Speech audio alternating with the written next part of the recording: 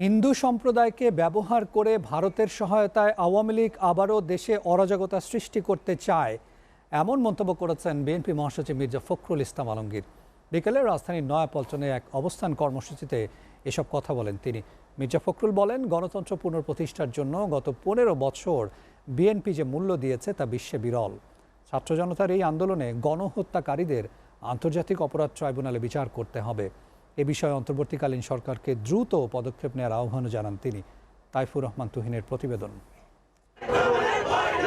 ছাত্র জনতার উপর গুলি চালিয়ে গণহত্যাকারী শেখ হাসিনা সহ তার দোসরদের বিচারের দাবিতে রাজধানীর নয়াপল্টনে বিএনপির কেন্দ্রীয় কার্যালয়ের সামনে অবস্থান কর্মসূচিতে অংশ নিতে ঢাকা মহানগরের বিভিন্ন প্রান্ত থেকে এভাবেই মিছিল নিয়ে যোগ দেন অসংখ্য নেতাকর্মী। অবস্থান কর্মসূচিতে অংশ নিয়ে দলের সিনিয়র নেতারা বলেন, স্বৈরাচারী শেখ হাসিনা সরকারের প্রেতাত্মারা এখনো বিভিন্ন এলাকায় বিরাজমান। তাদের এই ষড়যন্ত্রের বিরুদ্ধে সবাইকে সতর্ক থাকতে হবে।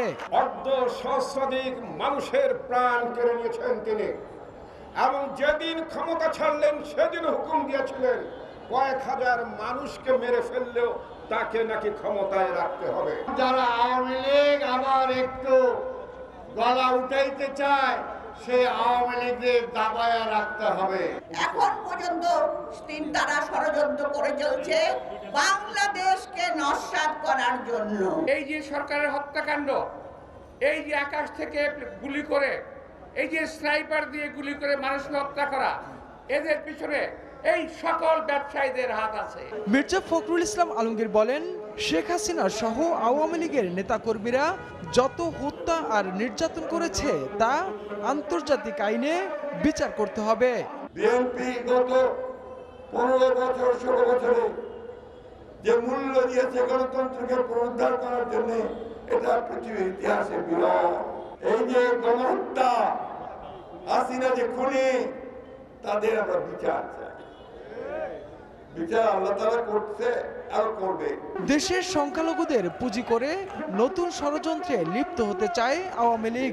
আর কোনো ষড়যন্ত্র না করে সবাইকে আত্মসমর্পণ করার আহ্বান জানান তিনি।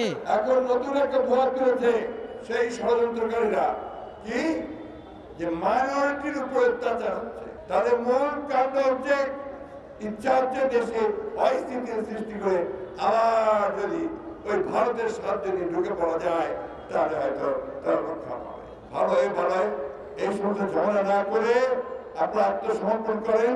আওয়ামী লীগের সকল ষড়যন্ত্র প্রতিহত করতে দলের নেতাকর্মীদের ঐক্যবদ্ধ থাকারও আহ্বান জানান মির্জা ফখরুল। যে এখনো সময় আছে, আপনারা আর ঝামেলা করেন না। Taifur Rahman Tuhin, SA TV, Dhaka.